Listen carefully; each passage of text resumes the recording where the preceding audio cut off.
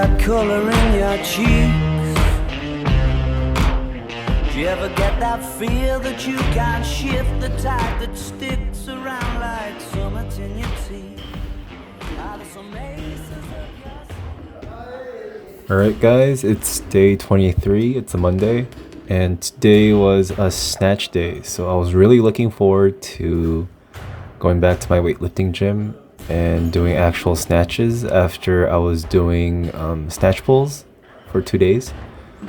So the warm-up was doing snatch pull and then doing a panda pull, or a pull snatch pull up, if you will.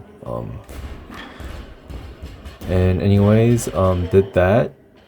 It was just a warm-up to work on the first to second pull, and then just focusing on dipping under, which is what the panda pull is for. But I just really couldn't connect with pulling under until later on in the session.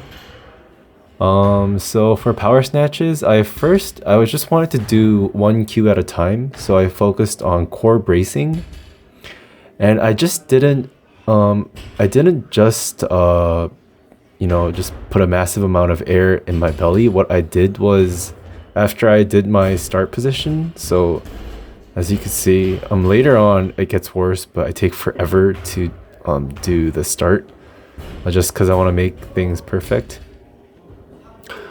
I brace my core, but also pull my rib cage kind of in.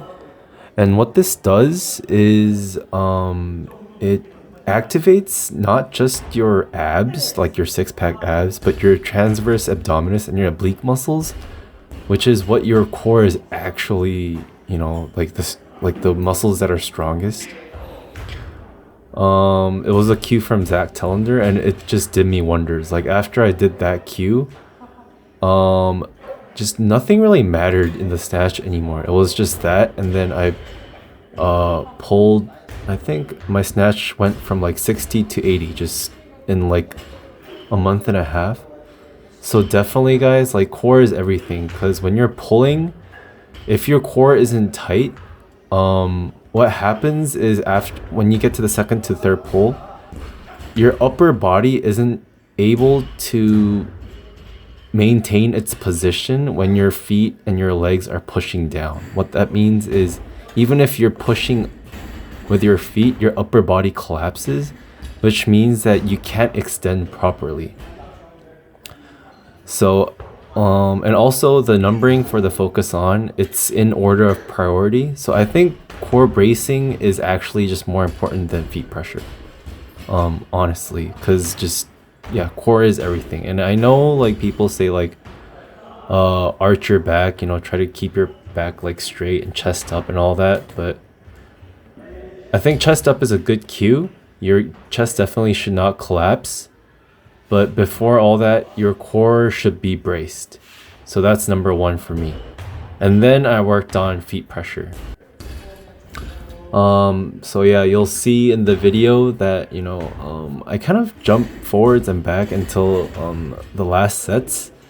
It gets better. Yeah, I think it's getting better now. But in the start of the power snatches, since I was just focusing on my core, I wasn't really focusing on my quads and my feet pressure as much. So I wasn't, the timing was a little off, so I kind of jumped forwards a little bit, which is actually like really not ideal. But after I, tuned in with my core, yeah, as you could see, like my feet, there's like, sometimes I do the donkey kick, but not as much. I think it's okay, like within an acceptable range today. And when it gets to heavier weights, there's no donkey kick, so I'm very happy about that. Secondly, feet pressure, and I think it gets to number 3 later on, but what's really important is, one, feet pressure, but also I think beginners tend to lack the ability to use their quads properly, so we're very hip based. So for instance, when we're doing the back squat, why we do the good morning squat, which is so the squat, your knees and your hips are supposed to flex and extend like in similar timing.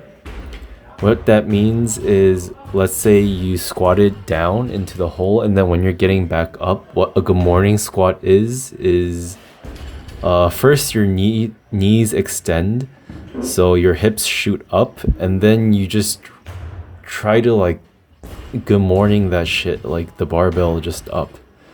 What that means is you think you rely on your hips a lot more, and the timing of knee and hip extension is not proper. So yeah, so what I really focused on is I believed my hips were going to extend no matter what. And I think that is actually true. Like your glutes, what my coach said is your glutes should be like a point of focus when you get to like intermediate stages, but when you're a beginner, your hips are going to extend no matter what, especially when the weight gets heavier and it's just, your body just trying to keep that, bar at least to your collarbone and up. So what you need to focus on is pressing and extending your quads, especially like after the second pull. So quads, I did that, and then what my coach told me is like you're doing everything fine, you just need to dig deeper in.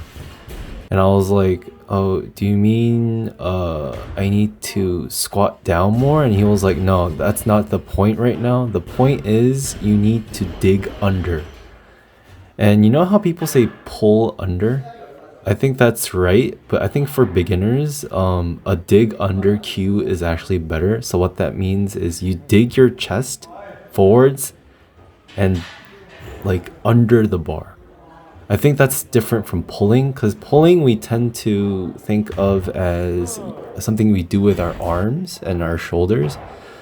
But I think the dig under cue is a lot better because it's about keeping the chest forward and in like under the bar. And it's actually a cue that's used by Tarakti, the former gold medalist in the Olympics.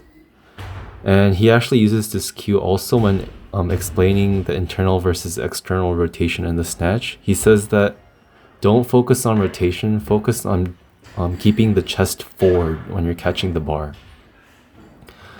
So that's what I did. And also a cue for dig under from my coach was that my hips are supposed to get back. So this becomes more of a problem for me in the clean. When I catch the clean, my hips are way forward. Like it's kind of ridiculous. I have no idea how I did 90 kilos using that form, but anyways, my hips are supposed to go back. And so what I focused on is after extending, when I was catching, I wanted to dig under, and also I was thinking about immediately kind of sitting down. So my hips are all again flexing. So the butt gets back and I'm able to actually catch the bar. So yeah, as you can see, I'm doing up to 60 kilos, and when I did 60 kilos, it felt good, like no donkey kick, core was braced. The problem was my upper body was collapsing, so I think I need to work on lats and shoulder retraction and more core bracing. But right now, I actually didn't want to focus on my lats today. I think that's something I should do a little bit after all this. So maybe I'll focus on that next week. But right now, I just want to get these cues correct. And when the weight gets heavier, definitely I need to use my lats and my upper body more. But right now, 60 kilos, I think I don't need to use my upper body as much. And up to 60 kilos, it wasn't a limitation. And the last 60 kilos I dropped, it was just a matter of I just couldn't keep up with the cardio because, I haven't, done this many repetitions. And also the rib cage down core bracing cue, it really helped fix my squat. So I've been having really bad butt wink in the squat, but after I did the rib cage down Q today. My squats started to look like what it did before. So it's not a bad butt wink, which means that my hip shit, what would you call it? Hip tilt? Yeah, wait, pelvic tilt. Yeah, there you go. It's not so anterior, whereas your butt drives in with your knees pushing forward, which is what you actually want in an ATG squat. So anyways, all in all, very good day. But as you can see, I ripped my hand, so I'm just gonna do squats tomorrow. So anyways, peace out, y'all.